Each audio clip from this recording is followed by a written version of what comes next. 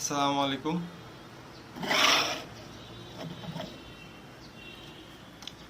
আমি কোনো food blogger না, বাট এই ইলেকট্রোলাইট ড্রিঙ্কটা ট্রাই করার পরে আমার কিছু পুরনো স্মৃতি মনে হয়ে গেল। আমি ওই জেনারেশনে বিলং করি, যখন আব্বু সকালে যাওয়ার সময় আমাদের 10 টাকা হাতে ধরিয়ে দিত, এবং ওই 10 টাকা দিয়ে আমরা স্কুলে নিয়ে যেতাম খুশি হয়ে। তো অনেক সময় আছে স্কুলের টিফিন খাওয়ার পরে আমি টাকাটা খরচ করতাম না।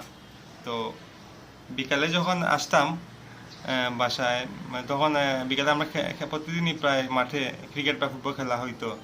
তো ওই সময় খেলা শেষে আমি একটা আইসক্রিম ছিল ইগলু কোম্পানির, লেমন ফ্লেভার, এটা অরেঞ্জ ফ্লেভারও ছিল, বাট আমি লেমন ফ্লেভারটা পছন্দ করতাম।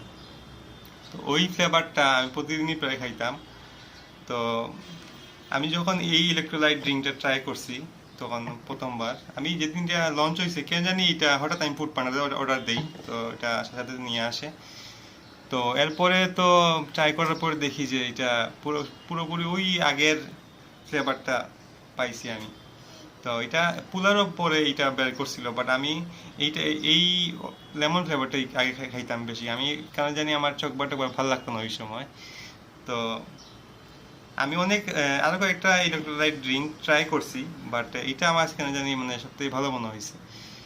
আমি ব্লু বানারটা ট্রাই করছি, লিচি ফ্লেভার, প্লাস আপনার একটা আকিস কোম্পানির একটা ছিল, ওইটা আমার একটু চিনি বেশি মনে হয়েছে, বা এটা পারফেক্ট মনে হইলো আর কি, প্রায় ঠিক। খুব মজা। অনেকে হয়তো বলতে পারেন যে এটা ইলেকট্রোলাইট ড্রিঙ্ক নিয়ে আবার কি সে রিভিউ, বাট আমার হঠাৎ মনে হইলো এটা আমার একটা ছোটবেলার স্মৃতি মনে হয়ে গেছে এটা ট্রাই করার পরে। এটা অবশ্য মানে ঠান্ডা করে খেলে একটু ভালো লাগে বেশি। থ্যাংকস রাফসান দা ছোট ভাই, দ্যাট ওয়াজ গুড।